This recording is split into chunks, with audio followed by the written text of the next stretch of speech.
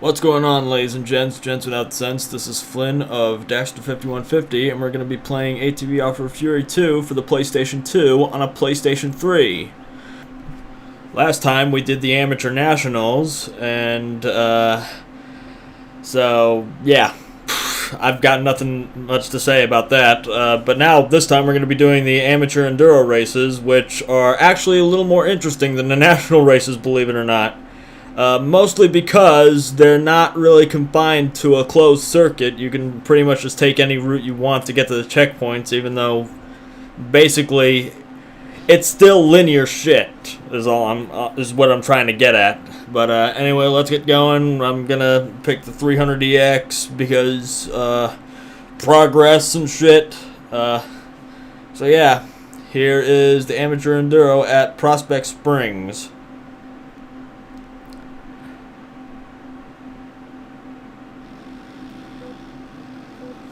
So, yeah, this is basically just a simple little race. You know, you only got like 13 checkpoints, and they're all relatively close to each other.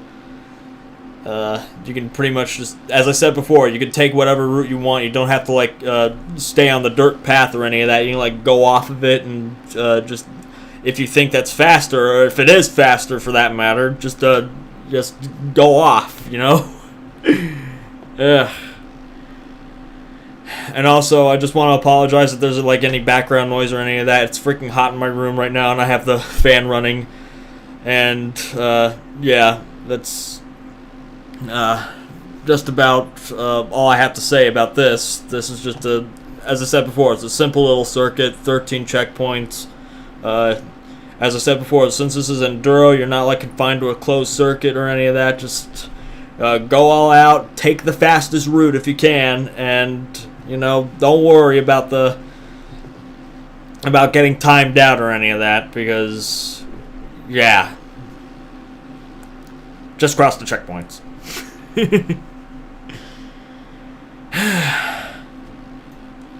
Prospect Springs does definitely have that small town America vibe to it. I'm not really sure what exactly this location is based off of. But all I know is this is a easy win for me. Simple circuit like this is no challenge. And up next we've got Tioga Valley, which definitely has that good old Yucca Valley, California vibe to it. Open, semi-grassy plains, but otherwise just completely desert-like and shit. And you'll notice immediately that in this particular course, you get the very first hint of having to take shortcuts.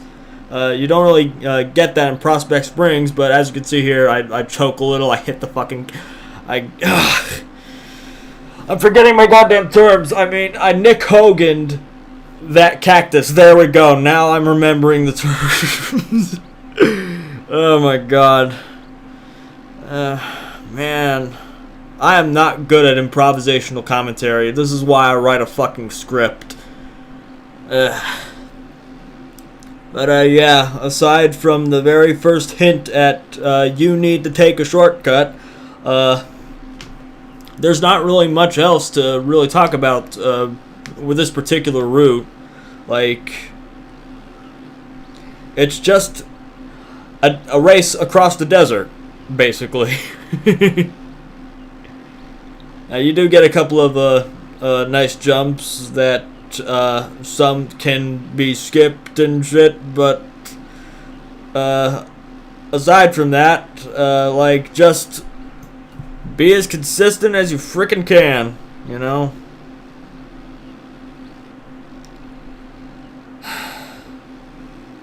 I know, I didn't lead that lap. I know, I frickin' choked on those jumps, but I mean, there's no time like now for redemption. I redeem myself a little here, choke a little on that slope there, but I mean, yeah. Just like the last course, this is an easy win for me. And that was Tioga Valley. Time for Arlington Stream, my favorite environment in the game. And also, This and the Pro Enduro course can be easily cheesed, believe it or not. And I'll show you why in just a little bit. As I said before, the reason why I like Arlington Stream is because there's quite a few little fun underwater sections. The jumps are well organized, and the whoop sections are basically cakewalks. They are a non-issue for you. So, and when it comes to the enduro courses, the whoop sections and quite a few jumps can actually be skipped by just sticking to the side, or in the Pro Enduro's case, you could just go on the train tracks. Which, speaking of train tracks, there's actually another reason why I like Arlington Stream so much. There's actually a train that you can jump onto when you're in free ride or something, and you can just ride the train as soon as you get your bike on it, and it just goes across the map. It's so much fun. Seriously, there's ramps and shit. You can get hit by the train, believe it or not. And it's a lot of fun to just go on the train in Arlington Stream. But as you can tell in this race, I don't go on it because, why would I ever freaking hinder any chance of success for a freaking train? But I'll probably do that in a separate video, or probably when I'm doing the freestyle events, I'll showcase going on the train. But yeah, this is another easy win, mostly because Arlington Stream is one of those environments that you can easily cheese the fuck out of. And yeah, that's pretty much it for Arlington Stream. Now it's time to go to Rockbridge Park, which I actually have a degree of difficulty in. And I will show you why in just a little bit. Anyway, let's get this started. We're just crossing the checkpoints like usual. There are actually a couple of shortcuts you can take. Here, you can squeeze in between the trees, provided you don't accidentally swerve off and hit one of them. The frickin' Nick Hogan their ass. And yeah, the jumps are basically almost impossible to skip in Rockbridge Park. That's primarily one of the reasons why I don't like this environment so much. And whenever I'm racing here, I'm sweating bullets in these parts, but the whoop sections are a little more forgiving, so at least that's a good notion for a frickin' dumbass place like this. And not to mention, Rockbridge Park is a boring environment anyway. There's hardly any eye candy, seriously. Aside from the aforementioned rock bridges, there's just no eye candy whatsoever. It's just a plain ass autumn forest.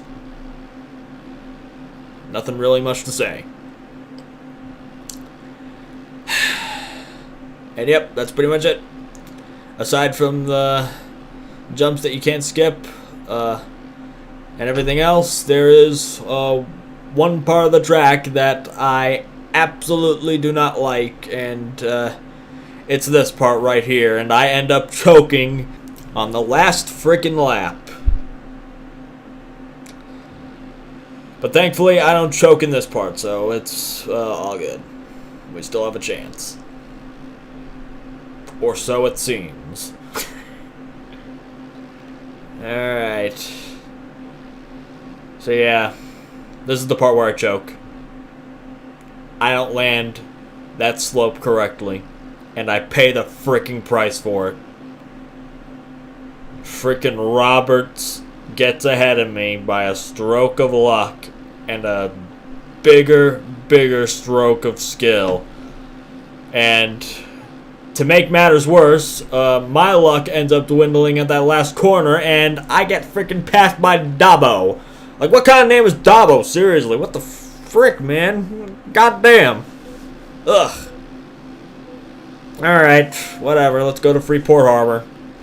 One of the few enduro races that you can't really cheese the hell out of, and it's just boring. But thankfully, the environment has quite a bit of eye candy, even though it looks depressing, like it's some kind of a freaking early 2000s emo video or something. But yeah, Just cross these checkpoints. You know, don't worry about Fontana's, Church, Hayden, Kinnaman, whatever the fuck. There's so many goddamn names in this game. Like, it's a freaking Santa's naughty and nice list at this rate, with all the goddamn names this game has. I am out of shit to say for this goddamn environment. But yeah, cool lighthouse. Oh my god, that's like literally the only thing that's good about this environment. The freaking lighthouse. And the fishing wharf, obviously. And the couple of bridges. As I said before, there's a lot of eye candy in this environment. In fact, I'd say that there's more eye candy in this than San Jacinto Isles.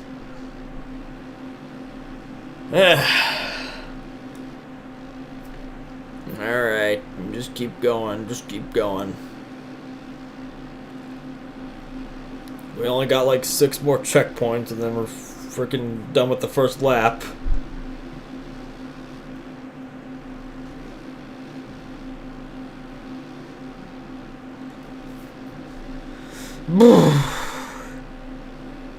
I'd ask how y'all are doing, but unfortunately this is a pre-recorded video, so I can't really get a response from you guys, and it's not like I'm freaking streaming this crap. I probably have to like look through the chat in order to find out how you guys are doing, but I hope y'all are doing well. Other than that, you know Uncle Flinny loves you. Uncle Flinny loves you very much. He loves you more than he loves his hentai collection. And actually, I don't nearly love you guys as much as I love Orion. I'm just gonna say that right now. Okay, and that was Freeport Harbor. Now we got Caribou Peak, which I absolutely freaking hate because of the ice sections and all the snow freaking blocking my field of vision and shit. But whatever, let's get this done because not only am I affected by this particular environment's string of bullshit, it also happens that the AI is also affected as well. And I'm sure that in some part or another we're going to see them choke. And we're going to see them choke bad. Just like how frickin' Cool Cat chokes on Derek Savage's you know what. I made a funny. Yeah. If only my room was as cold as Caribou Peak. It's freaking hot in here, I swear. Like, despite the fact that it's 62 degrees where I live right now, it's freaking hot in my room. Yeah. I've got nothing to say. I have no words, and yeah, as you can see, the AI gets fucked by the environment too. Like, there's so many goddamn hills in this environment. You forget that it is freaking snowing as heck outside, and basically you're destined to get fucked here on your first run, is all I'm gonna say. You can't cheese the goddamn track at all, and yeah, I'm just thankful I'm done with that. Friggin' Sonora Dunes is a little more forgiving, thankfully. So, here we go, Sonora Dunes. Despite the pretty little sunset backdrop, there's not really much to talk about in this particular environment. No eye candy, just plain ass desert, and a path that's easy to forget. You know, like back there between those two tires, I thought I could sandwich between those two tires. I end up fucking wiping out. And here, I basically forget the fucking racing line and go full retard, zipping, zooming across the track while everybody's fucking wiping out because they forget about the fucking, you know what I'm fucking saying? Goddamn! Ooh, yeah, sick wheelie. You know what we're getting, motherfucker. Yep, I'm just been zooming across the track. Really can't do anything else here since the environment's so fucking boring. And, I'm just patiently waiting till I pass these two fuckers, Ash and Dickosola. Dickosaurus Rex. I don't fucking know what his goddamn... Man, you know, sometimes the freaking... This game can generate names that are so fucking hard to pronounce that you forget they're even English names. For all I know, they could be named after the developers. I don't fucking know. I don't fucking care. I'm just dipping and zooming across the track, you know, freaking... And waiting patiently to, you know, win the race. I'm already in first place, and then Ash fucking steals it from me again. Ash, the fucking Pokemon trainer. I don't know why he's got to add an E to his name, an unnecessary fucking E. Like, my God, man. But nevertheless, I take first place, and I punish him for putting an E in his name. And that's just that. Now we're going to San Jacinto Isles. Somewhere in buttfuck South America. I don't fucking know where this shit is. It does kind of give me that South America vibe, honestly. But yeah, with a total of 30 gates, this ends up turning out to be the longest of the amateur enduro tracks, but it's certainly not the hardest, thankfully. If you get the right racing line, you should basically have no problem here, because... Well, as I said before, the AI pathfinding is pretty fucking trash when it comes to enduro races. As you can clearly see, so many fucking racers end up wiping out. But as I said before, as long as you know the racing line, you have no fucking problem. Just memorize the racing line, everything will be fine. Because unfortunately, the AI have the cranial and intellectual capacity of a fucking doorknob. Okay, and even that has more fucking functionality than these fuckers have. They're just put here to piss you off. They're just put here to piss you off, basically. But yeah, it's just a matter of getting the jumping right and, you know, trying to pick the best corners and, you know, maybe find a couple of shortcuts here and there, even though basically on this track, finding shortcuts is like fucking clockwork. It's only a matter of getting the timing right and, you know, making sure you don't end up slamming into a fucking tree. Oh, god damn it, I can't believe I just said fucking slamming. I meant Nick Hogan, okay? I fucking Nick Hogan off of like a fucking tree. Ugh. I swear to God, man, like... Sorry about that, I need a drink. Ugh. This is tough to keep up with, honestly. A game so simplistic, yet so tough to keep up with. I guess it's just my declining commentary skills, and... You know, honestly, I had a better time doing commentary for LDW and the fucking Spy Fox and Pajama Sam series. Okay, at least with that shit, something interesting happens. Not like here. Basically, it just becomes predictable. Albeit hard to keep up with, as I said before. But, yeah, I lead this lap, and then I ultimately go on to, well, you get the picture already. Another easy win. Oh, my voice is cracking. God damn it. I think I'm gonna go to the doctor. Anyway, this has been Flynn of Action 5150, and thanks for watching.